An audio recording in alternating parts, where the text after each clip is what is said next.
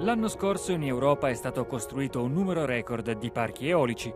La strada per raggiungere gli obiettivi dell'Unione Europea in materia di energia pulita è però ancora molto lunga. It's a very ambitious target. Last year, if I recall it correctly, we counted 17 gigawatt, which has been installed in Europe. So if we just count what we have installed today until the end of the decade to reach the target, we need 31 gigawatt every year, in average. They want us to build twice as many new wind farms as what we're building today. Now, we can do that, but we're facing competition now from Chinese wind turbine manufacturers. Hello and welcome to Business Planet. ZF Wind Power in northern Belgium's a world leader in the manufacture of gearboxes, the heart of a wind turbine. But as demand rises, can production keep pace? Let's find out. Le turbine diventano sempre più grandi, così come le attrezzature necessarie per testarle. Abbiamo incontrato Felix Henseler, amministratore delegato di ZF Wind Power, nello stabilimento di Lommel, in Belgio. What we see here on the test rig is a 7.2 megawatt machine, and we are also testing it by 7.2 megawatt with full torque and full vibration and full load. Consapevole che il tempo stringe, Bruxelles ha lanciato un pacchetto per accelerare lo sviluppo dell'industria eolica. Raddoppiare la quantità di energia prodotta nel giro di un anno è irrealistico, ma secondo Henseler alcuni impianti sono sottoutilizzati, il che significa che c'è spazio per una rapida crescita, una volta che arriveranno gli ordini. There is already capacity available in the market which we could use to ramp up. It is ambitious, but in general also not impossible to reach it. But we need to start now.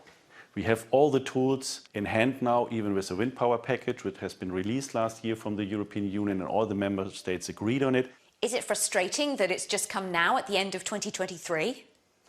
The real frustrating thing is that wars need to be happen to make them aware. This is a point which is frustrating. The speed afterwards, I have to say I'm quite proud of the European Union. I've never seen such a speed before. ZF Wind Power produce propulsori per Vestas, il principale produttore mondiale di turbine eoliche. Per Morten Dierholm, vicepresidente senior del gruppo, l'Europa deve semplificare la burocrazia. We can take in Europe, for example, between 7 and 10 years from, policymakers decide to go ahead with a wind power project until it actually starts producing electricity to the grid. So, we have this, we can call it the say-do gap. L'eolico rappresenta il 19% dell'elettricità consumata in Europa, sufficiente a coprire l'intero fabbisogno del Portogallo. L'obiettivo è di arrivare al 30% entro il 2030. 26 paesi dell'Unione Europea hanno sottoscritto la Carta del Vento, impegnandosi a realizzare le azioni delineate nel pacchetto sull'eolico, tra cui la semplificazione delle regole di autorizzazione, il miglioramento del sistema di aste attraverso l'indicizzazione dei prezzi e la riduzione dei problemi causati dall'inflazione e dagli investimenti nei porti e nella rete. Per l'associazione non profit Wind Europe si tratta di una notizia gradita. Crucially, it's getting easier to get permits for new wind farms. It was very difficult. It was very legal and bureaucratic. The European Union's now brought in new rules to simplify the permitting. In Germany and in Spain, last year they awarded 70% more permits for onshore wind than they had done in the previous year. But we're facing competition now from Chinese wind turbine manufacturers. How fierce is the competition? Very fierce.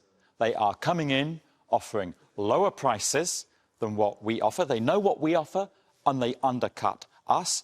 And they offer very generous financing terms. They say, you do not need to pay us for 3 years. Deferred payment. We're not allowed to offer that. La Cina ha una posizione molto forte anche in termini di materie prime critiche.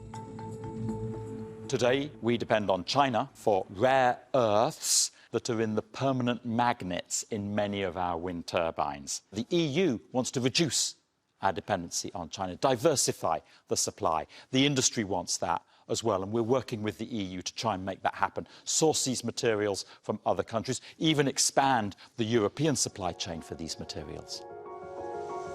Time is of the essence if Europe's wind industry is to realise its full potential, not only in terms of the energy produced by the wind, but keeping control of its supply chain and manufacturing.